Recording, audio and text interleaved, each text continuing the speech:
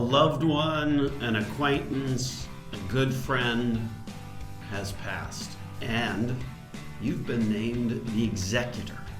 Now what? We've got some things that we want to share with you about what you need to do if you find yourself in that position. So welcome to Dollars and Cents, where we help you make sense out of all of life's decisions involving your dollars.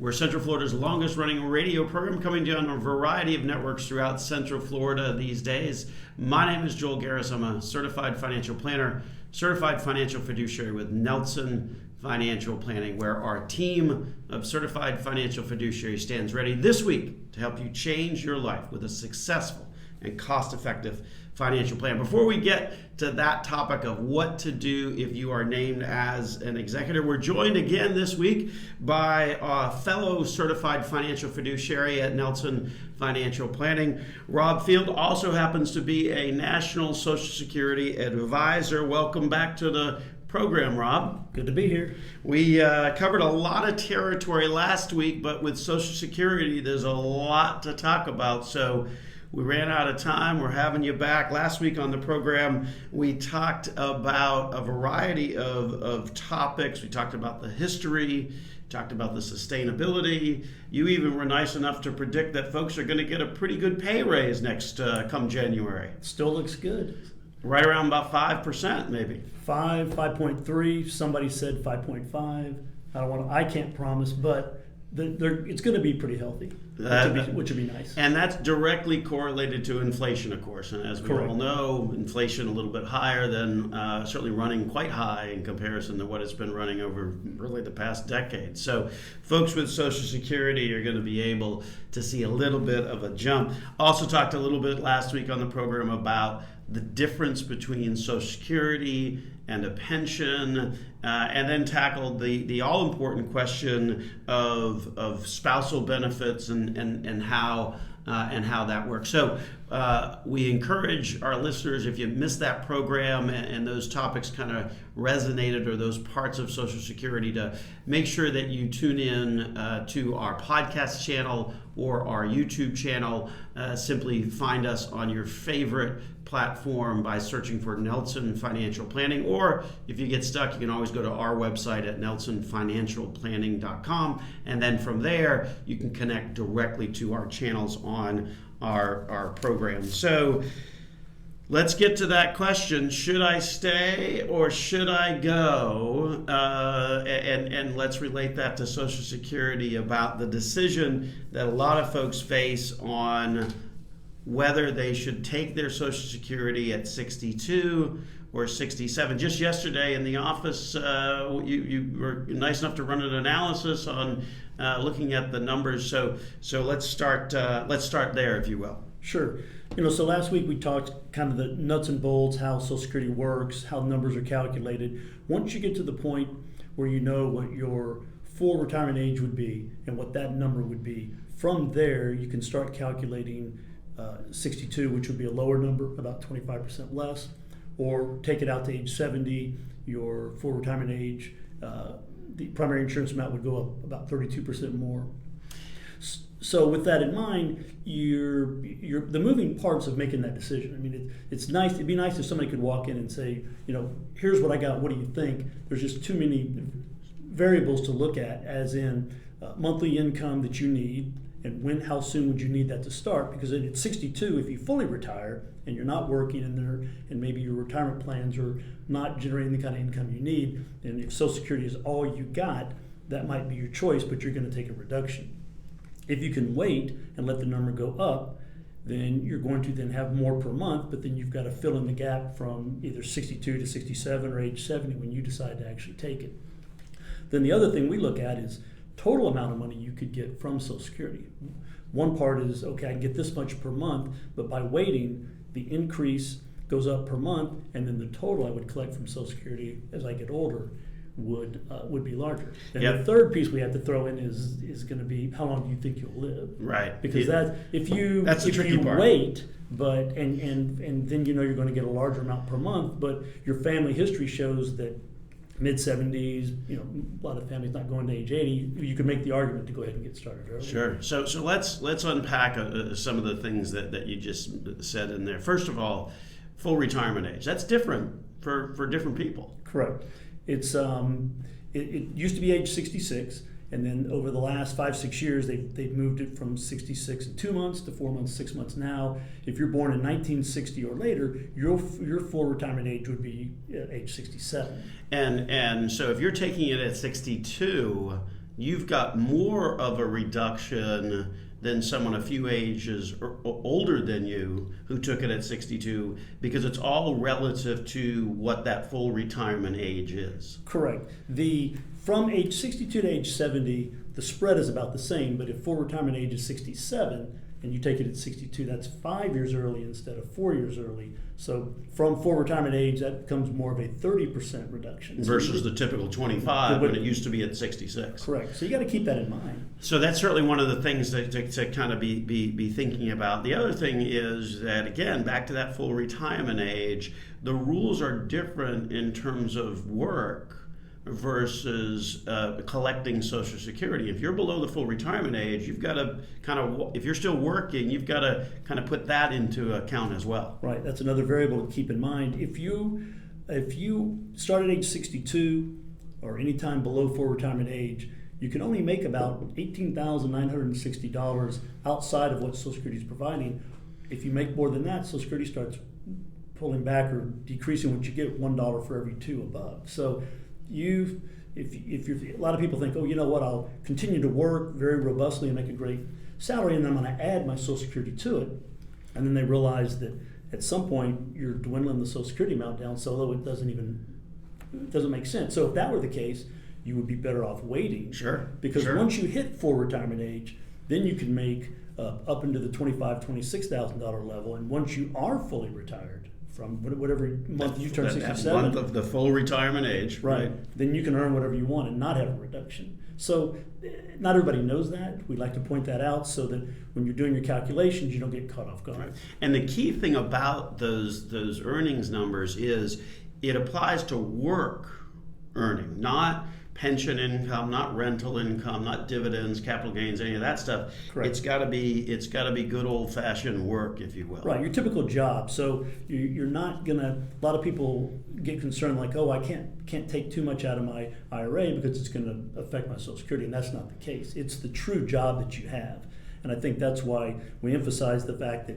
people at 62, they know, oh, I can start collecting Social Security. I'll add that to what I'm already making with my job, and I'll have a great income. And that income could be reduced if they're not careful. No, absolutely. It is just, when you stop and think about it, the sliding scale that exists when it comes to your Social Security benefit today, at 62, if you take it, you're going to get 75% of your full retirement benefit. And then if you wait to 70, the math works out to be about 132% of your Correct. Full retirement benefit. So you start to think about that. That's a pretty broad range in which that you have to choose from. And I think the other thing that these folks sometimes forget is that they think that it's a stair step, right? Meaning I got to get to the next age before I can get to that next level of benefit. And that's not the case. Correct.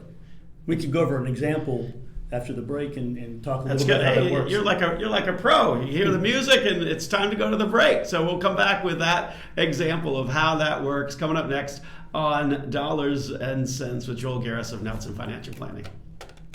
Continuing our conversation this week on Social Security, joined with me today, another certified financial fiduciary at Nelson Financial Planning, Rob Field. He also happens to be a national Social Security advisor, been with us many years. His career spans back to the old E.F. Hutton days. We always like to bring that up because I know I remember that ad very well, as I'm sure a lot of our listening audience does. So before the break, we set it up perfectly.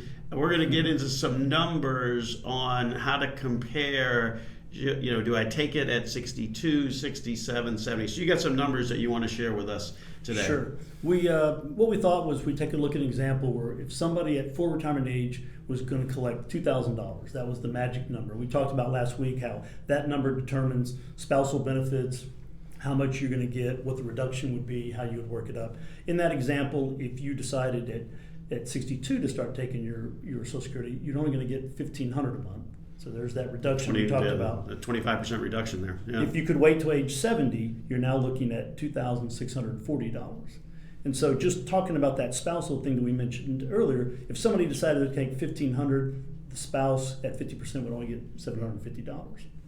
Somebody waits to age 70, and then the spouse was taking 50% of that, now you're at $1,320. So as we mentioned, the choices you make can affect you, spouse, Sure, future. Because if something happens to that higher wage earner, then the other spouse is going to be stepped up to that amount. Correct. So that's going to determine how much they have after that other one goes, and that's an important thing to kind of be thinking about as well. Because if you take it early, and that means that you're only going to be stepped up to a lower dollar amount. Correct. And as we mentioned last week, you get one or the other benefit. So if the spouse were to be receiving their Social Security and then the other spouse were to pass, you jump up to 100% of what they get, but you're going to drop yours. So sometimes if the one spouse is passed, the other spouse remaining doesn't have that spouse to produce any type of income. All they have is the one death benefit. We just got to plan ahead to make sure that number will cover whatever they had planned on doing in the future. Sure, absolutely. So you got some numbers. So here's the stay or go. Do I collect early? Again, assuming you don't have the earnings limitation that kind of works into that. How do those numbers sort of play out by age, if you will? Yeah, we'll kind of work some things out. You had brought up before the break about you don't have to wait. You don't have to go, well, I'm 62 or I have to wait till 67 or I have to wait till 70. You can actually apply at 62 in 1 month, 62 in 2 months, so on. In this example, a $2,000 primary insurance amount or at full retirement, it goes up about $12 a month.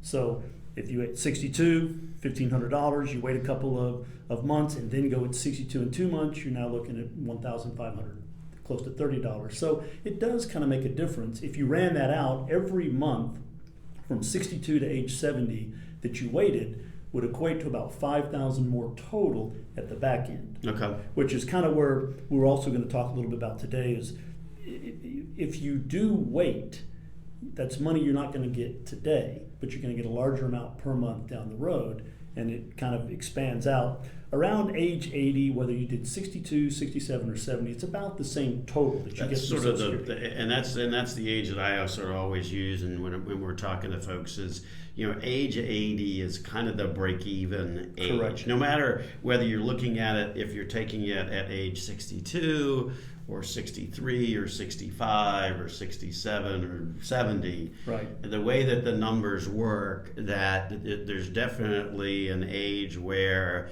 the amount of the extra that you collect makes up for the fact that you didn't collect the amount along the way, right? You kind of get caught up. Correct. When you get to the break-even point, you waited, but your monthly amount was larger. It's like somebody starts the race before you, and then they slow it down. You're running faster. Eventually, you catch up with them. Correct. But when you start going to age 85, you start seeing $20,000 to $30,000 more by waiting in aggregate, 70, right? In the aggregate. If you, in the example we did, where 2,000 was the primary, they waited till age 70, they could get $2,640 a month. That equates to about $130,000 more as you approach age 90. Correct. So we back up. We say, okay, where does longevity fit into this? Right. If when we talk to clients, if they're telling me their parents have all passed in the 70s, then we're not really that interested in what happens at age 90. And then again, we're also talking to clients when they retire, if they're not going to work and they do not have a retirement plan that's going to generate an additional income, sometimes you're forced to take it at the age 62. Each case is different. We try to walk them through and find out the best example. We use what you talked about last week, the stool example, where they got the three legs to the stool. Whatever money they personally are saving, whatever money they've generated through their retirement plan, how does that match up with what Social Security can do, and then how do we optimize it? Sure. No, that's exactly right. And I think, far too often you hear folks say, oh, well, wait as long as possible. And obviously, when you look at those numbers, sure, if everybody lives to 90, well, in the aggregate, then you're going to get more dollars. But one thing that the analysis never really takes into account, which is a pretty important concept, is the very simply put, the time value of money, right? I mean, great, I got an extra $75,000 in aggregate in my pocket at the age of 85, but that's a 20-year span. And over a 20-year period of time, even with normal inflation at like 2 or 3%, not the 5 that we're doing right now, but at 2 or 3%, that has a tendency to over that period, over a 20-year period of time, that effectively cuts in half the buying power of those dollars. So it's one of those things where there's certainly no do this, do that. It really does, as you're pointing out, Rob. It really becomes more of a holistic analysis of what that picture looks like. What the percent of total income, what the other assets are, what the picture is, just as a whole. So we encourage folks to really think through this on a really in-depth basis before really making any decisions. There's certainly some tools out there that are helpful. I think there's 2 or 3 out there that we wanted to kind of share with folks to the extent that they were kind of getting online and trying to figure this out themselves. There's some calculators and some tools out there that I know you wanted to kind of share with our listening audience today. Right. The there are many examples like I'm sharing here where you simply plug in excuse me, your estimated monthly amounts, and then you can project it out, give you an idea of income versus total amount of money you might bring in. That's something that we can help with, but there are a variety out there. There are true optimizers where we'll look at husband and a wife, both spouses, and say, okay, based on your age, longevity, and what's your primary insurance amount or what you think you would get, we can then back it up and say, here's an example where person A should do this, person B should do this. That would get the maximum amount of money. Again, we're trying to integrate that with their other investments. Sure. Sometimes what is considered to be the optimal example just isn't doable. Right. But there are different calculators that can kind of give you an idea, project what would happen if you did this. You can tweak it and say, no, I want to do this. It'll then say, okay, here's your comparison. And then the other one that I'm starting to use more and more is just a longevity calculator. Mm-hmm. There's a couple out there where take 3 to 4 minutes and plug in information on yourself, your family's history, your daily activities, lifestyle you live. It'll kick you out a number and say, probably this is roughly your longevity number. And you want to know that before you say, well, I'm going to wait till age 70 to start, and then longevity in your family is very short. So those types of calculators kind of ask about your health history, your risk factors, things like that, and then try and make a projection. So that's interesting. That's an interesting one to kind of look at to help give some guidance along the way. So certainly some good tools out there, and one great resource, of course, is SSA.gov itself. Well, right. As far as calculating Social Security, those are what we just talked about. But SSA.gov is Social Security's website, and they're pushing people to use that more and more to keep you from having to go to the office, sit in line, make a phone call, because you can do everything you want there. When you're ready to retire, you simply apply for benefits and then tell them where you want the money to be sent, what month you want it to start. You can log in. You can go on there 3 months before you actually want to start. And it takes 10 minutes at the most. And we're going to talk a little bit more about that process of how you get that information and the things that you want to look at, along with the updated Social Security statement as well, when we return here on Dollars and Cents with your host, Joel Garris of Nelson Financial Planning. Welcome back to the program, Dollars and Cents. This is Joel Garris. I'm a certified financial planner, certified financial fiduciary with Nelson Financial Planning. Joining me on the program, Rob Field. He's another certified financial fiduciary at Nelson Financial Planning. His expertise is Social Security. He's a national Social Security advisor. And we're talking in this segment about how one sort of figures out what they're going wind up with at Social Security. Biggest resource of that, of course, is ssa.gov, the Social Security website itself. Right. That was established to give you all the information you could possibly want. You can get statements. You can make changes once you've started taking Social Security to what bank you send it to your address. So it's really the most efficient way to communicate with Social Security. And they've got all the numbers and all of the information right there online. They used to mail statements. Now they don't really do that a whole lot anymore. Correct. And they recently redesigned the statement as well. So tell us a little bit about that. Right. So first thing you want to do is establish an account online with Social Security. So you log in, get a username, a password, and then every time you go into there, they'll probably send you some kind of authentication to your phone. And that's where you've got to do that memory exercise of what car you had 30 years ago. Correct. And where you lived 40 years ago. I mean, so every time I do one of those, I'm like, wait a minute, wait, what was the address and what, anyway. But yes, those are the kinds of questions that they ask. And then once you get past that and the account is set up, you can go on, and it's got pages and pages of information that you can use. But if you want just your basic summary, and I made a copy here, I'm going to just kind of show page 1. And it's just works well on the YouTube channel, doesn't work quite so well if you're listening to us on air. But Rob's holding up his Social Security statement. Correct. And basically the front page just says, these are estimated benefits. Age 62, we give this amount. 63, 64, 65, gives you a rough idea. It also will tell you a little bit about what survivor benefits might be, talks a little bit about Medicare.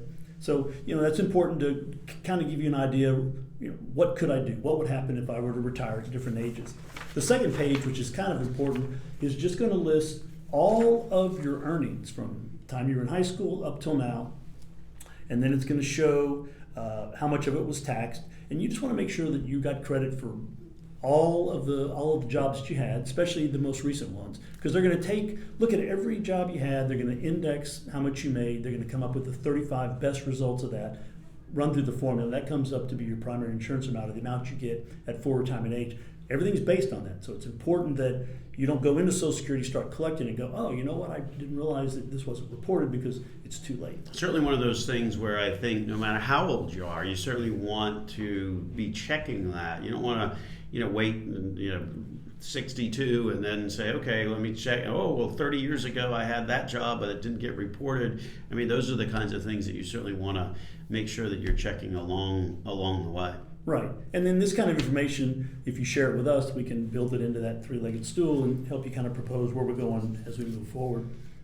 So it's a good way to certainly get on top of what those numbers are, and it is your numbers. It's not just an exercise in what ifs. When you log in, when you create an account and you log into ssa.gov, the Social Security website, then it's got to be ssa.gov. There's a lot of others out there, and we've certainly had episodes on this program about scams and fake websites and things like that are set up to scam people. So make sure it's ssa.gov. That's the website to go to. Correct. And that gives you an insight into your specific information. So certainly a lot of good information that you've shared with us on the program. We'll certainly have you back, because one of the things we know about Social Security is it does change each and every year, doesn't it? It does. I was going to share one more number with you, and then I'll turn it back over. Absolutely.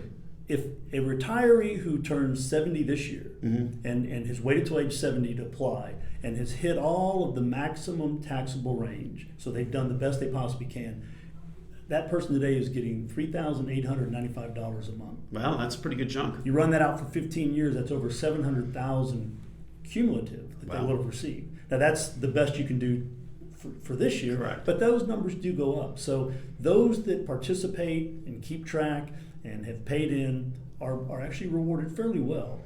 In terms of the payout, Correct. Assuming that they live.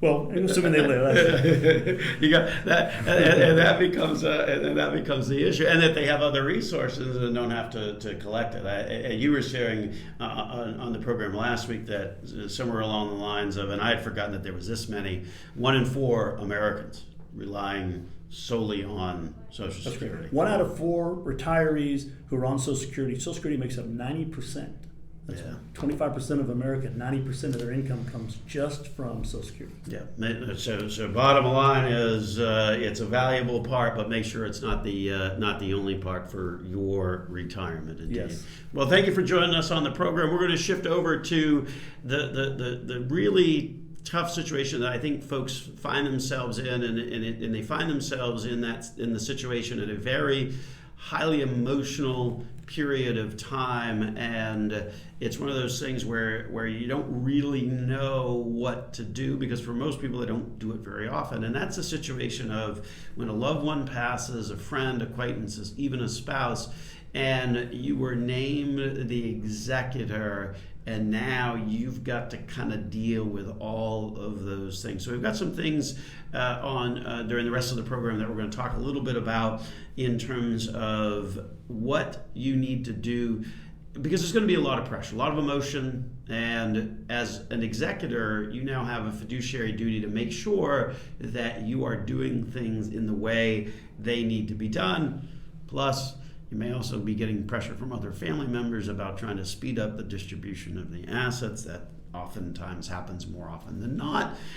So we wanted to kind of give you some things to be starting to get yourself organized if you find yourself in that position. And it starts, of course, with you can't really do anything from a processing perspective until you get a death certificate. Anytime that you're going to change the registration or make a claim on any type of asset of any kind, you've got to make sure that you've got a death certificate. In Florida, you order them directly, or the funeral home will typically order them for you, and there's a cost involved. You pay $10 for the first one and $5 for each of them after that. And most folks require originals, although more and more people are generally accepting copies. So, but you want to ask that question and certainly make sure that you get a good number of them, because that's what's going to be needed in order to process things out as you're going to run into that on the different assets. And then,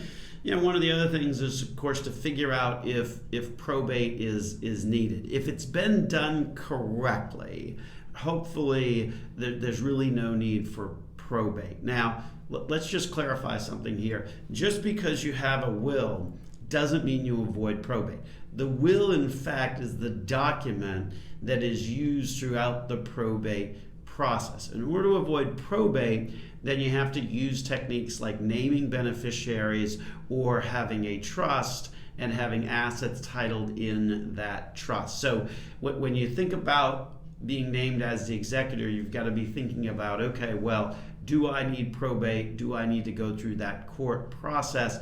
Hopefully, if it's been done right, a lot of the assets are set up so there's named beneficiaries, and in that particular case, it's just the death certificate and the paperwork that would generally be signed by the beneficiaries to get that asset over to those named beneficiaries. So it starts there with sort of the figuring out, getting the death certificate and sort of figuring out if probate is needed. It's at that point that you would say, well, maybe we need to get an attorney involved here. Those folks are obviously the experts. There's a cost involved in that, but ultimately you may find that you need some expertise in there to determine what to do, particularly if you're having to go through probate. If you go through sort of that process of figuring out what assets are out there, what liabilities are out there, and then you say, whoops, well, wait a minute, there's some stuff out there that it doesn't look like it's going to flow automatically to beneficiaries, then we certainly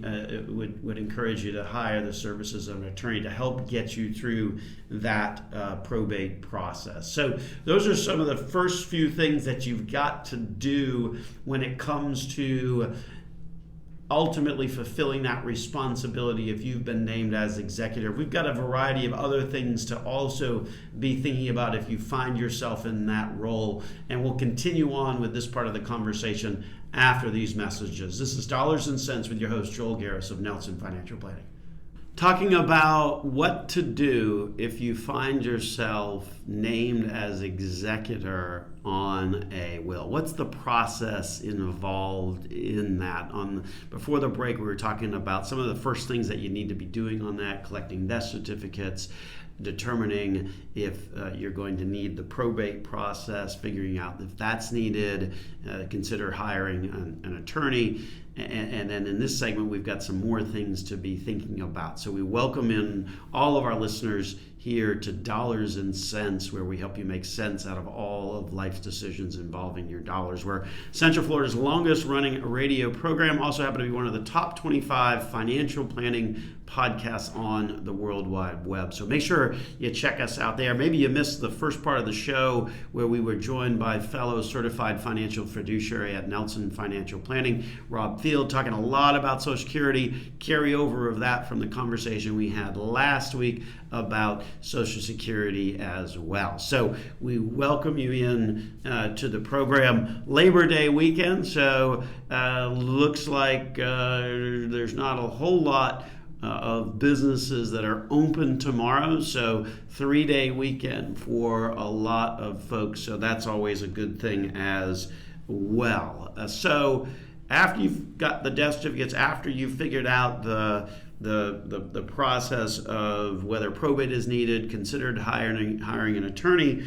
now you need to start to gather all of the items together, and that would be really starting out with making sure that you're gathering the important documents, and on that list would be things like vehicle titles and registration, it would be loan documents, it would be credit card statements, sort of that whole, all of that stuff that someone might owe, that needs to be a part of the process, particularly if you're going through probate.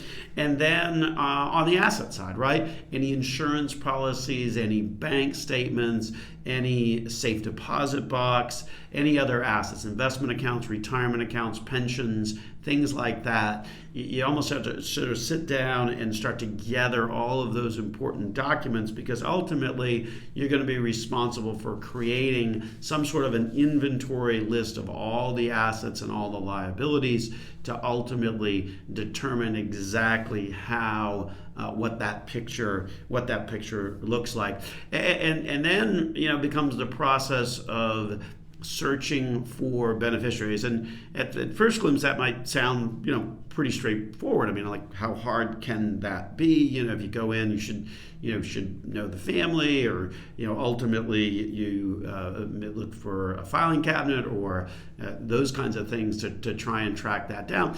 But sometimes relatives are more distant and may not be as close, and there's a estate that we are involved in as executor, and we've actually had to kind of do some digging to find out who exactly are the beneficiaries in terms of where they are currently located. Because if a document was written 20 odd years ago, the reality is people may have been moved and changed and all those kinds of things. So it's interesting when you kind of find yourself in that process of trying to do some detective work to try and track down people. So it does happen. We're actually kind of in the middle of doing that ourselves on a personal basis for someone, and it certainly is a process, and part of that process where you're literally kind of having to search property records to try and track down how you might be able to reach out to the beneficiary. So that's certainly